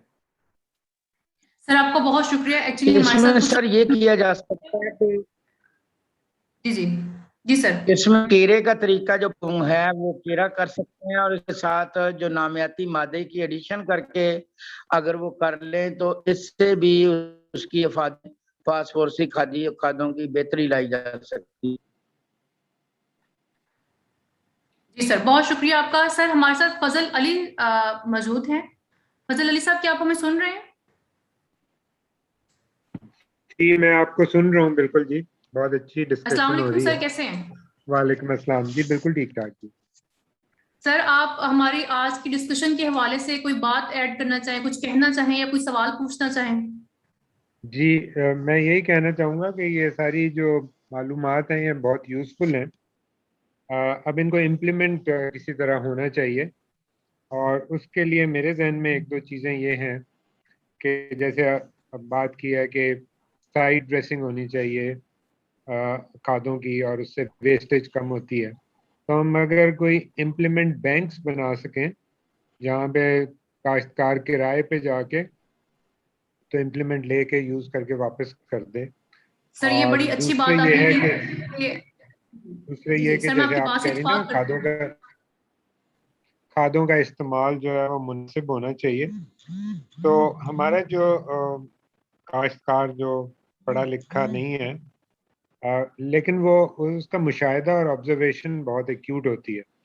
तो अगर हम जी हर सर। इलाके में एक मॉडल, एक प्लॉट बना दें कि हमने इतनी खादें डाली थी, और जब क्रॉप कटिंग हो तो उसमें हम यील्ड को चेक कर लें, तो मेरा ख्याल उससे लोग ज़्यादा मुतासर होंगे कि बहुत ज़्यादा यूरिया डालने का फ़ायदा नहीं है। और जैसे बात हो रही थी कि बैलेंस्ड खाद डालनी चाहिए, तो वो बैलेंस डाली गई है। और तीसरी चीज़ जो है कि खाद वक्त पे डालनी चाहिए। वही अगर खाद हम वेजिटेटिव ग्रोथ के वक्त डालें तो अच्छा है, लेकिन अगर वो रिप्रोडक्टिव फेज में चली गई है फिर आप यूरिया डालने का कोई फ़ायदा नहीं है। तो ये आपकी बातें बिल्कुल सही हैं। तो मेरे जहन में यह है कि हम इन चीज़ों को इम्प्लीमेंट करें।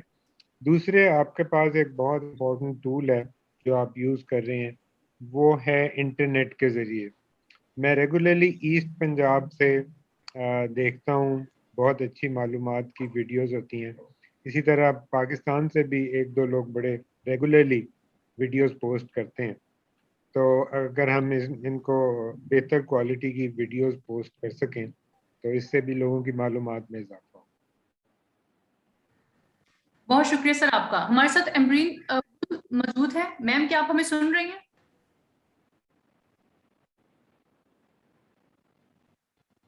मिस एम्ब्रीन, क्या आप हमें सुन रही हैं? जी जी, मैं आपको सुन रही हूँ। जी मैम, अस्सलाम वालेकुम, कैसी हैं आप? आपको खुशामदीद बोलते हैं अपने प्रोग्राम में।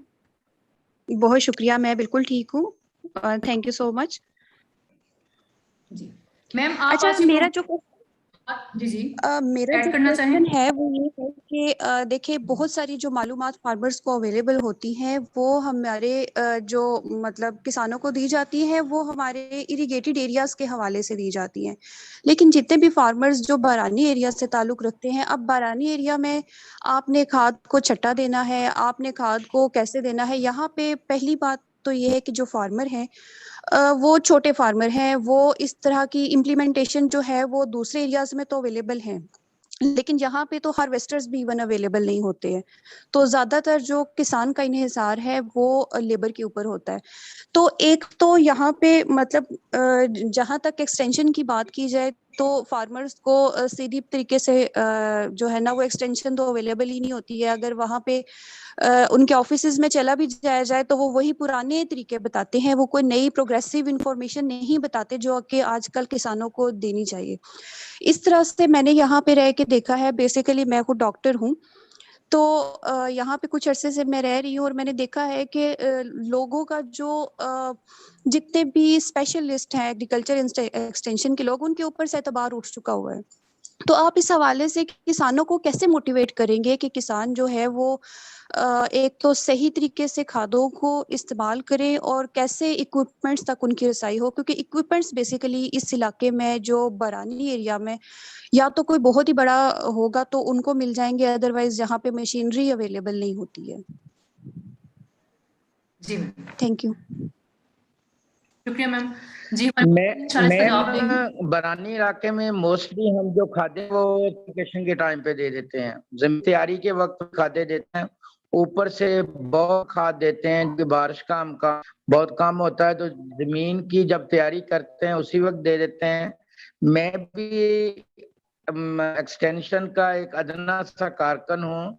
हम तो इसमें बरा रहे कि कोई ज़राअत से मुतल्लिका बड़ा दिलचस्पी रखने वाला हमारे पास आए, और मेरे 4 नंबर है, हर नेटवर्क का नंबर है, और 24 आवर काश्तकार के लिए मैं अवेलेबल होता हूँ। सारे लोग ऐसे नहीं हैं। हाँ, ये तरजीह है कि हमारे की तरजीह जो है वो काश्तकारों को अगर सर्विस देना हो जाए तो फिर ज्यादा बेहतरी है। सर इस वक्त हमारे माहिरीन में से जो हमारे मेहमान हैं, कोई भी इसमें मेरे सवाल का जवाब दे सकता है। सर ये बड़ा अहम सवाल है जो इस वक्त बहुत बड़ा इशू चल रहा है पाकिस्तान में, मकई के ऊपर सर जो हमला हुआ है फाल आर्मी वर्म का, सर उसके बारे में आप किसानों को, बहुत सारे किसान इसके बारे में परेशान नजर आए हैं, आज ही बात हुई तो वो इसका हल जानना चाहते हैं। तो सर किस तरह बचा जा सकता है, या मैक्सिमम अपनी पैदावार किस तरह बचा सकते हैं और कम उनको नुकसान दीजिए। जी सर। मैडम ये बिल्कुल इनिशियल स्टेज से लेके 5, 6 फीट 7 फीट की हाइट तक, हाँ जी 7 फीट की हाइट तक ये मसला आ रहा है। अब आगाज में या हम और एमामेक्टिन का कॉम्बिनेशन आ रहा है, ये दानेदार की सूरत में कुछ कंपनियां वियोल ग्रुप भी दे रहा है और भी दे रहे हैं। दानेदार 7-8 किलो हम कोम्पलों में डाल से काफी बेहतरी आ सकती है। जड़ी नोजल वाली नोजल लगा के हम आधा लीटर पायरीफास और 200 ml एमामेक्टिन का मिक्सचर स्प्रे करवा सकते हैं। वहां पे हम रेडिएंट जो है वो स्प्रे करवा सकते हैं, एक्सटाल स्प्रे कर सकते हैं, बहुत सारे इसी तरह क्लोरेट्रा नेलीप्रो है वो दानेदार इस्तेमाल कर सकते हैं, वेटाको फर्टीरा वगैरह की सूरत में आ रही है। आज ही एक किसान से बात हुई, कोराजन की सूरत में आ रही है, उसको हम स्प्रे कर सकते हैं। गुलजार साहब मेरी आज ही किसान से बात हुई, वो कहते हैं कि मैंने बहुत अद्वियात इस्तेमाल करके देखी है लेकिन मुझे कोई फायदा नहीं हो रहा, तो इसके बारे में आप क्या कहना चाहेंगे? उसमें ये है कि फिप्रोनिल और एमामेक्टिन का जो मिक्स है ये अभी तक दीप नताइज दे रहा है। इसी तरह रेडिएंट गो के 2400 रुपए फी एकड़ का खर्चा है, लेकिन वो 2 से 3 स्प्रे का काम दे रहा है। अगर छोटी स्टेज पे हो, जड़ी बूटी मार स्प्रे वाली नोजल लगाएं तो आधा लीटर क्लोरपायरीफॉस और एमामेक्टिन का मिक्सचर जो है वो भी बड़े अच्छे रिजल्ट दे रहा है। बुनियादी तौर पे 3-4 चीजें हैं। पहली बात तो ये कि काश के घर में जो सबसे नालायक आदमी होता है वो स्प्रे मैन होता है। स्प्रे मशीन जिससे स्प्रे करनी है वो क्वालिटी ठीक नहीं है, उसकी स्प्रे लांस जो है वो ठीक नहीं है, उसका प्रेशर ठीक नहीं है, स्प्रे का टाइम ठीक नहीं है, जो नोजल इस्तेमाल करते हैं वो ठीक नहीं है, और उसके साथ वाटर वॉल्यूम कितना इस्तेमाल करना है। अब इसके लिए वाटर वॉल्यूम जो 6 से 7 टैंकियां लगानी है। अगर फार्मर 3 टैंकियां लगे तो उससे वो रिजल्ट मिलेंगे। बहुत सारी चीजें इसमें देखना पड़ती हैं कि आपका स्प्रे कर, आपकी हाइट कितनी है, आपका स्प्रे करने का एंगल कितना है, आपका प्रेशर उसके लिए कितना चाहिए, ड्रॉपलेट साइज कितना चाहिए, नोजल कैसी होनी चाहिए, टाइम जो है स्प्रे का ये कौन सा होना चाहिए। अगर सुबह का टाइम होगा तो जाहिर सी बात है कीड़े खुराक में खाने में मशगूल होंगे, उनको हिट करना आसान होगा। बहुत सारी चीजों को मद्देनजर रख के तो फिर स्प्रे की जाती है। स्प्रे सिर्फ जहर को का नाम नहीं है, और इसकी जहर कीड़े के मुताबिक सिलेक्शन बहुत जरूरी है। जी सर। सर आपका बहुत शुक्रिया। मेरा डॉक्टर अब्दुल वकील साहब से ये आखिरी सवाल होगा, सर खादों के इस्तेमाल की वजह से इंसानों की हेल्थ के ऊपर क्या असरात हैं? सर मेरे ख्याल में हमारी अवेयरनेस होनी चाहिए कि खादों का इस्तेमाल हमारे एनवायरनमेंट को कितना पोल्यूट कर रहा है, खराब कर रहा है, और इंसानों की हेल्थ को वो कितना खराब कर रहा है, खासकर उन किसानों के जो खुद से डालते हैं, और ज्यादातर हमें देखने में आया कि हाथों से डाली जाती है, ग्लव्स भी नहीं पहने जाते। तो सर इस बारे में आप क्या कहेंगे? डॉक्टर अब्दुल वकील साहब मौजूद हैं? जी देखें, जी मैं बोल रहा हूँ। देखें इसमें अगर आप एनवायरनमेंट के हवाले से देखें तो जो हमारी फर्टिलाइजर एनवायरनमेंट को पोल्यूट कर रही है वो नाइट्रोजन है, ना तो हमारी फास्फोरस पोल्यूट कर रही है, सिवाय ये कि कभी को जो वाटर रेजरवार हैं उसमें फास्फोरस की वजह से वो एल्गल ग्रोथ वगैरह हो जाती है। लेकिन एज सच एटमॉस्फेयर को जो हमारे नुकसान होता है वो नाइट्रोजन के एक्सेसिव यूज से होता है, अनटाइमली यूज से होता है। उससे इससे जो अमोनिकल और नाइट्रस ऑक्साइड गैसेस जो हैं वो रिलीज होती हैं, फिर वो अल्टीमेटली ग्लोबल वार्मिंग का बायस बनती है। तो इसलिए नाइट्रोजन का इस्तेमाल जो है, प्रिसाइज इस्तेमाल, वो बहुत ज़रूरी है। दूसरी बात जो आपने कही कि जो फार्मर्स फर्टिलाइज़र डालते हैं, इसमें यकीनन ये बेहतर है कि अगर कोई वो ग्लव्स वगैरह यूज़ कर ले तो। लेकिन इन जनरल मैं नहीं समझता कि बहुत ज़्यादा कोई टॉक्सिक इफ़ेक्ट्स हैं इसके, कि अगर आप हाथ से डालते हैं। लेकिन चूँकि अब तरक्की हो रही है तो हमें और जो हमारे फार्मर्स भी उतने सख्त जान नहीं है, उनकी जो हेल्थ है उसका ज़्यादा ख्याल रखना चाहिए और उनको कोई ग्लव्स वगैरह यूज़ कर लेने चाहिए, क्योंकि बाज़ औक़ात अगर ग्लव्स नहीं यूज़ किए तो वो हाथ जो है वो आँखों में भी लग सकते हैं, उसका नुकसान हो सकता है। तो इट्स बेटर कि वो यूज़ करें। लेकिन जो मेन इशू आता है वो उस वक़्त आता है जब आप कोई पेस्टिसाइड वगैरह स्प्रे करते हैं, तो उस वक़्त अगर आप हिफाज़ती इक़दामात नहीं रखते तो उसका बहुत ज़्यादा नुकसान होता है। जी सर। सर, माल न्यूट्रिशन के इश्यूज के ऊपर मैं चाहती हूँ कि आप कोई कमेंट करें, इसके ऊपर कोई बात करें कि माल न्यूट्रिशन का जो बच्चों के अंदर है, क्या कोई रिलेटेड है, वो इसका फर्टिलाइजर के साथ कोई ताल्लुक है इसका? देखिए, माल न्यूट्रिशन जो है बेसिकली अगर आप देखें तो एक हंगर होती है कि भूख है, और एक है कि न्यूट्रिशनल जो है वो हंगर है।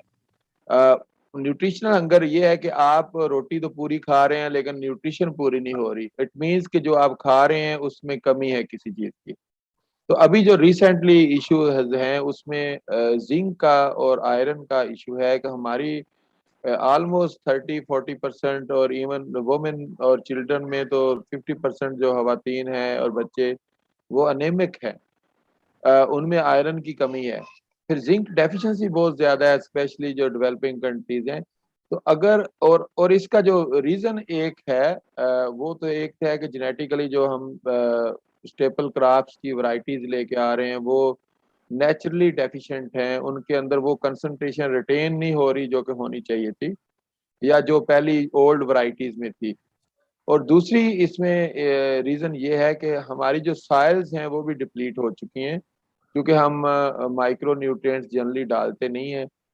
तो जिंक और आयरन की कमी और इवन जो आयोडीन की कमी कुछ इलाकों में, पाकिस्तान में तो इतनी नहीं है लेकिन कुछ कंट्रीज़ में ये बहुत ज़्यादा इसका इशू आता है। तो इसलिए मैं समझता हूँ कि जिंक और आयरन जो है, अगर वो साइल में उसकी कमी है, इवन अगर वो सफिशिएंट अमाउंट पे भी मौजूद है, फिर भी उसकी एक्स्ट्रा डोज साइल में अप्लाई करने से या स्प्रे करने से आपकी जो स्टेपल्स हैं, जो व्हीट ग्रेन्स हैं, उसमें उनकी कंसंट्रेशन ज़्यादा हो जाती है, जो कि अल्टीमेटली आपके जो बच्चों में और ख़वातीन में माल न्यूट्रिशन को जो मिटिगेट करती हैं, और उससे बहुत अच्छे जो है वो रिजल्ट्स दुनिया में भी लिए जा रहे हैं और पाकिस्तान में भी हो सकते हैं। जी सर, आपका बहुत शुक्रिया। फजल अली साहब हमारे साथ हैं, वो कोई सवाल पूछना चाहते हैं सर।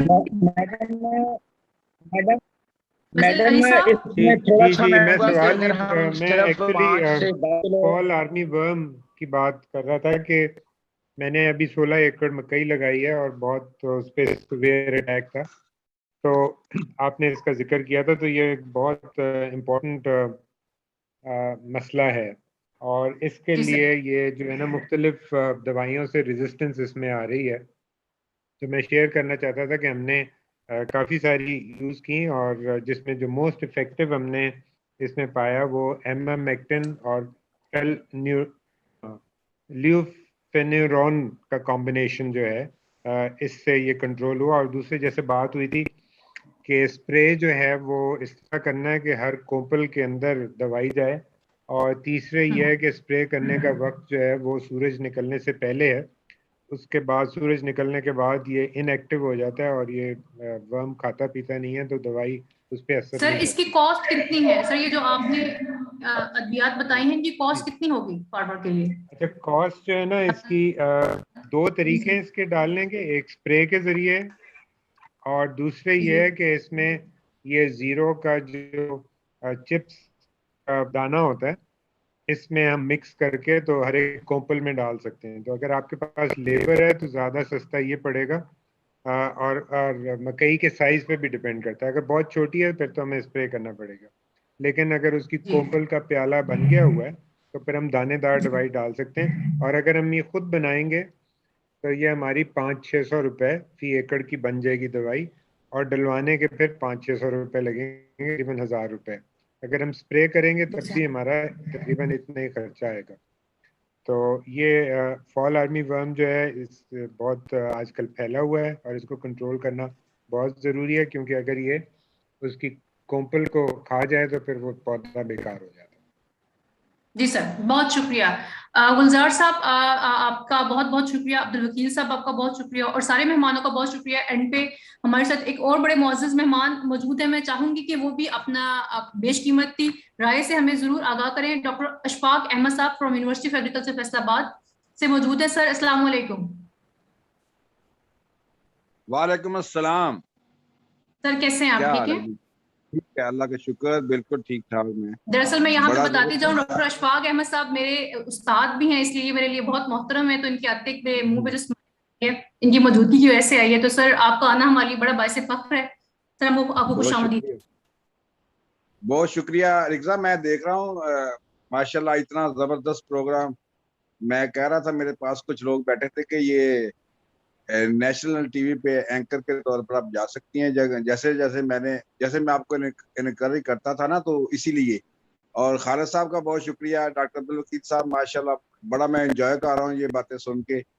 गुलजार शाह साहब तो वैसे ही हर दिल अजीज, और आपको पता है ये हर चीज जानते हैं माशाल्लाह। और एज फजल अली खान साहब आपका भी बहुत शुक्रिया। मैंने बहुत सी बड़ी जबरदस्त बातें सुनी है, फीडबैक फ्रॉम दी, ये जो फजल अली साहब बता रहे हैं, ये फीडबैक फ्रॉम द फार्मर्स और फ्रॉम द फील्ड है ना, कि एक्चुअली ये जो फाल का आर्मी है ये पूरी दवाई इसकी मची हुई है, कैसे कंट्रोल करें। जिम्मेदार आप इसको के जिम्मेदार थोड़ा सा ये शिफ्ट हुए ना जब साइलेज पे, और फिर थोड़ा सा पिछले 5 सालों में जब ये फैटनिंग और इस लाइफ स्टॉक और इस तरह इस पे गए हैं, तो फिर उनको ये ग्रीन फॉर्डर तो अब नहीं ना रीच में रहा और ना ही मैनेज हो सकता, तो फिर लोग इस पे गए हैं हे पे, साइलेज पे। जब साइलेज पे गए हैं तो फिर ये मकई एक बड़ी जबरदस्त चीज थी, तो इसको फिर ये इसने घेर लिया आर्मी वॉर ने। तो बहरहाल ये सारा बड़ा जबरदस्त है। Congratulation to all of you. Khalid साहब ने ये जो सावी को मैं हमेशा कहता हूँ कि पीली जब सावी हो जाती है तो बहुत जबरदस्त काम होता है, तो ये आप पीली जो है वो सावी की तरफ जा रही है। और इतनी जबरदस्त सबने बताई है डॉक्टर साहबान ने, और ख़ास तौर पर ये जो फर्टिलाइज़र, उसका यूज़, एफिशिएंसी, उसकी वेस्टेज को कैसे कम करना है, सॉइल को कैसे बचाना है, ओवरऑल एनवायरनमेंट को कैसे बचाना है। आपका क्वेश्चन जो था तो डॉक्टर अब्दुल वकील साहब ने ये बताई हैं, बड़ी ज़बरदस्त बातें। ओवरऑल अब देखिए जितनी भी पडल्ड राइस है हमारी 45,000 एकड़ पे तकरीबन राइस, हम पडल्ड राइस होते हैं कद्दू करके, और उसमें फिर डालते जाते हैं जनाब जो जो फर्टिलाइजर मिलता है, तो फिर आप बाकायदा बबलिंग आपको नजर आती है मीथेन की। तो ये जो है इसी से ही हमारा ग्लोबल वार्मिंग और क्लाइमेट चेंज और इस तरह ये चीजें जो ओवरऑल एनवायरनमेंट पे, स्मॉग अभी आपको देखेंगे 2-3 महीने के बाद, तो ये अगले बल्कि नवंबर में स्मॉग हमारे लिए एक बहुत बड़ा मसला होगा, अक्टूबर में, मिड अक्टूबर के बाद। तो बहरहाल थैंक यू वेरी मच जी। मैं यही कह सकता हूँ कि it was very nice discussion है आपकी, और बड़ी अच्छी काविश है हर हफ्ते को 8:30 बजे। शुक्रिया जनाब, शुक्रिया। बहुत शुक्रिया सर आपका, अल्लाह ताला आपको खुश रखे। जी हमारे साथ मौजूद थे डॉक्टर अब्दुल वकील साहब, गुलजार साहब और जुनैद इकबाल साहब, जो कि प्रोग्रेसिव फार्मर हैं। हमारे मेहमानों के आने का बहुत बहुत शुक्रिया। वक्त की कमी की वजह से हम शायद बहुत सारी सवाल के जवाब ना दे सके हों, तो उसके लिए माजरत करते हैं। इंशाल्लाह उम्मीद करेंगे और कोशिश करेंगे कि आपकी उम्मीदों के ऊपर हम पूरा उतरते रहें, और हमें ये भी उम्मीद है कि आप इंशाल्लाह इसी तरह हमारी हौसला अफजाई करते रहेंगे। जिन लोगों ने हमारे प्रोग्राम को ज्वाइन किया या जो हमें सुन रहे हैं, जहां भी सुन रहे हैं, हमारी कोशिश है मुकम्मल तौर पे कि हम किसानों के ज्यादा से ज्यादा मसलों को हल कर सके और उनके बेहतर से बेहतर सोल्यूशन दे सकें। हमारे माहिरीन ज़राअत ने बहुत ही बेहतर सोल्यूशन देने की कोशिश की। मैं उम्मीद करती हूँ कि इनसे आपके मसाइल में कमी वाक़या होगी इंशाल्लाह।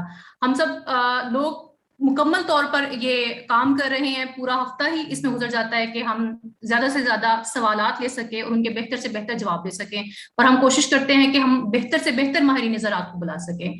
तो आप सब मेहमानों का बहुत बहुत शुक्रिया। मैं उम्मीद करती हूँ कि इंशाल्लाह अगले हफ्ते हमारी फिर मुलाकात होगी नए लोगों के साथ, नए टॉपिक के साथ। अगर कोई बात बुरी लगी हो, कोई बात गलत की गई हो, तो हमारी तरफ से बड़ी माजरत। सावीर की टीम पूरी कोशिश करती है कि आप लोगों तक हमारे मुफीद मशवरे पहुंच सकें। हमारे मेहमानों को एक बार मैं फिर से बहुत बहुत शुक्रिया बोलूंगी। सर, आपने अपने कीमती वक्त में से हमें वक्त दिया और बहुत सारे मसलों के ऊपर बात की, और आपकी राय हमारे लिए बहुत बेशकीमत है। तो इंशाल्लाह मिलते हैं अगले हफ्ते 8:30 से 9:30 बजे। इसके अलावा अगर आपके कोई सवालात हैं तो आप हमारे मतलूबा नंबर के ऊपर अपने सवालात भेज सकते हैं, तो इंशाल्लाह हम उसके बेहतर से बेहतर जवाब देने की कोशिश करेंगे। बहुत शुक्रिया। अल्लाह हाफिज। अपना ख्याल रखें। अल्लाह। Thank you very much. Allah Hafiz.